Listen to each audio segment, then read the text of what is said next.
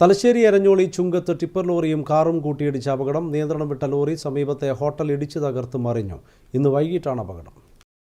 കൂത്തുപറമ്പ് ഭാഗത്തേക്ക് പോവുകയായിരുന്ന ടിപ്പർ ലോറിയും കൂത്തുപറമ്പ് ഭാഗത്ത് നിന്ന് തലശ്ശേരിയിലേക്ക് വരികയായിരുന്ന കാറുമാണ് കൂട്ടിയിടിച്ചത്.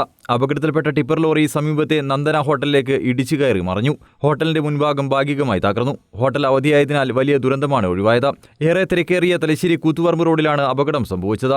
തലശ്ശേരിയിൽ നിന്നെത്തിയ അഗ്നിശമന സേനയും പോലീസും നാട്ടുകാരും ചേർന്നാണ് രക്ഷാപ്രവർത്തനം നടത്തിയത്.